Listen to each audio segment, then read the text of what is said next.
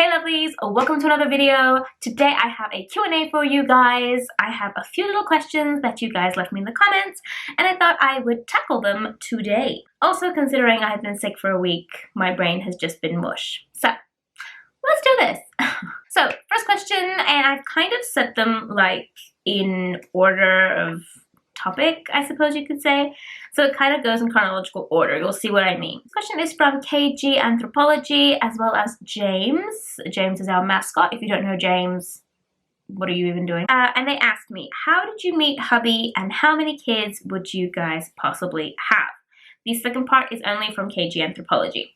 Now, how I met hubby, that's quite a long story and I will do a whole separate video on that. But in a nutshell, we met through a common friend, which my husband basically initiated. So he asked her to introduce us and everything kind of snowballed. And it was kind of a longer process than just a simple asking and receiving. So that's where all the fun story comes in. But yeah, it was basically mutual friends and he started the whole process. How many kids would you guys possibly have? So when it comes to kids, we're kind of, I personally feel like 2 is a good number for a family. I had one brother, so it was just me and my brother growing up. My husband is one of 4 siblings, and he feels a little bit more like a family needs more children than just 2. I would be happy with 2. I would be happy with like maybe another little boy. Either way, even if it's a girl, I'm still kind of like, I like the idea of 2. My husband is more along the lines of, he wants a boy, he'd be happy with girls, but if we had a second girl now, he'd be going for a 3rd, basically. Jennifer Waddell asks, how long have you and hubby been married, and how long after marriage did you conceive Angel? Say hi! I've been sick for a week. Yes, she has also been sick for a week, so she still looks like a mess. My little messy booba. Yeah? Okay. Part of the question, how long have we been together? How long have we been married? We have been together for, oh my god, brain freeze. How long have I been with my husband? It's going to be, I believe, oh my god, 9 years. 9 years. So we've been together for 9 years, 9.5, going on to 10 in 2020. So January of 2020, it'll be 10 years for us, which is amazing. We'll be together 10 years. And we have been married, I believe, 4.5 of those. Hello. Yeah. Hello. Wow. She loves the camera, can you tell? What's wrong? We've been married, I believe, for 5 years now. Like half of how long we've been together. I'm terrible today. Oh my god. Can you guys tell I've been sick? Okay. Hello. Hello. Hello. Hello. Okay. How long after marriage? So we got married in early 2015, which means it'll be 5 years in January that we've been married. There we go. We actually had like some time in between with some traveling, etc. I will get into that in another video. I'm probably going to just start doing storytime videos like once a week or something, just for the fun of it. But we didn't actually go into the whole like children's thing until 2016. So until a year later, if not a little bit longer than that. So I conceived, yeah, Angel was born in early 2017. I conceived in around mid 2016. So it was over a year after we got married that we actually conceived. Nanis Aladdin, I don't know if I said that correctly, Nanis, I am sorry. Nanis asks, did you surprise your husband when you got pregnant the first time? If you didn't, are you planning to do so this time?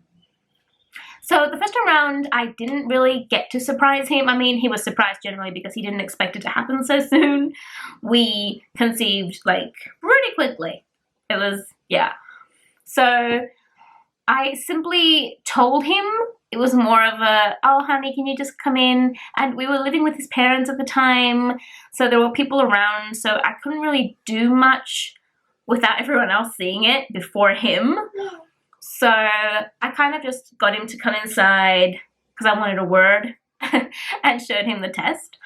This time around, we are in our own home, everything is different, so I really want to do a surprise announcement for him. I want to surprise him some way.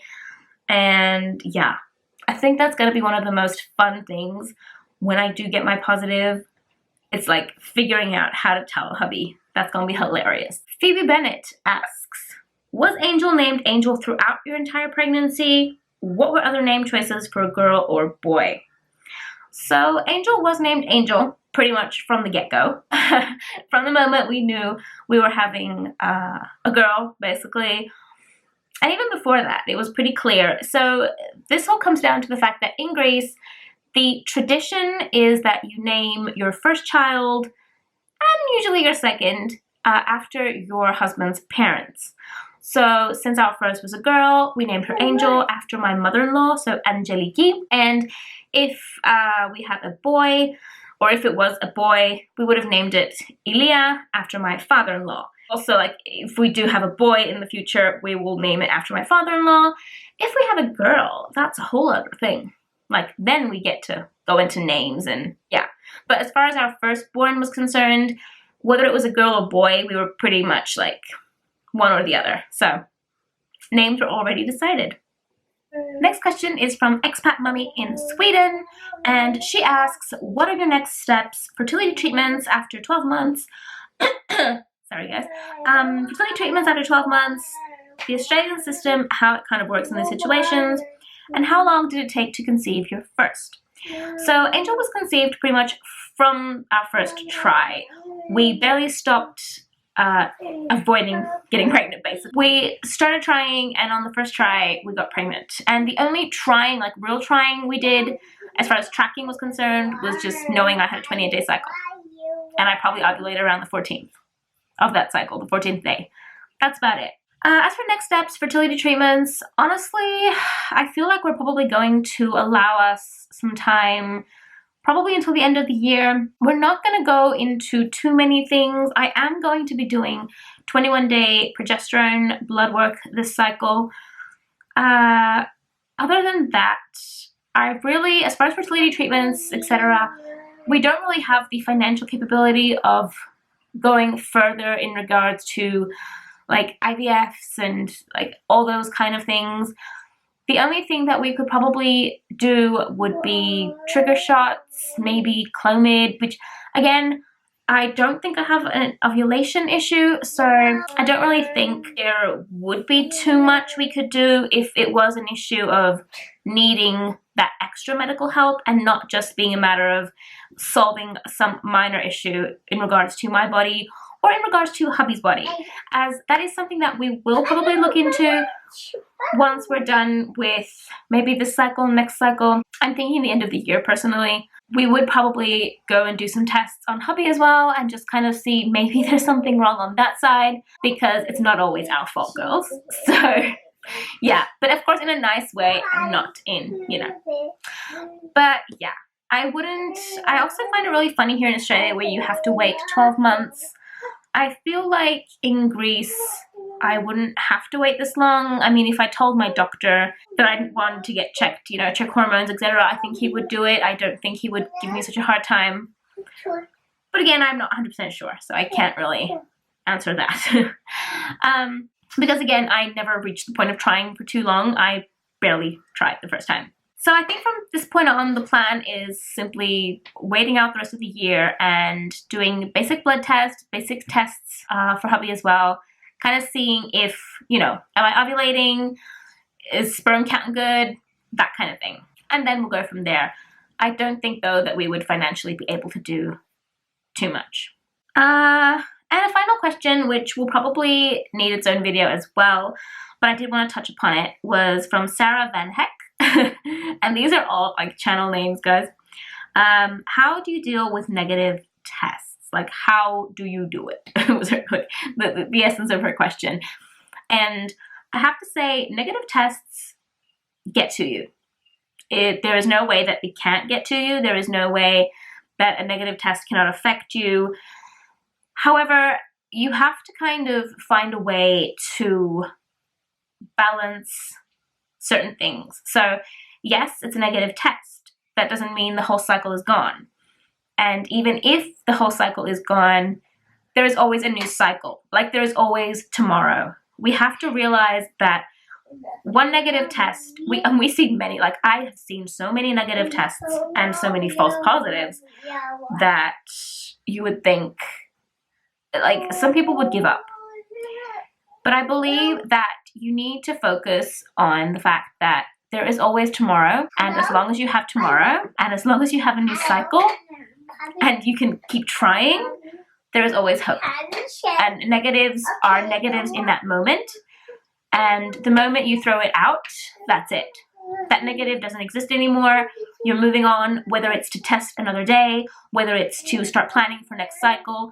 You're moving on. You're not staying there in that moment looking at that test and kind of just letting that negative do more than it should. Because every negative does kind of eat away at you. It does this thing to you. It kind of, I can't really explain it, but I know you guys know what I mean. But you can't allow that moment and that feeling to seep into the rest of your journey and into the rest of your day and life. Because then you just be stuck in that one negative moment. Whereas you have new cycles and more things to be positive and happy about. So I will do a whole separate video on that and a whole bunch of other videos as well coming your way, guys. This cycle is going to be a little bit different as far as testing and stuff because I'm not doing OPKs. I will do a live on Friday, I believe, and we'll chit-chat about that a bit more. But yeah, for now, I will leave you guys with this, and if you have any other questions for me, leave them in the comments down below. I will definitely do more Q&A videos, and yeah, I might even do like live Q&As. We'll see. I will see you guys in the next one. Bye.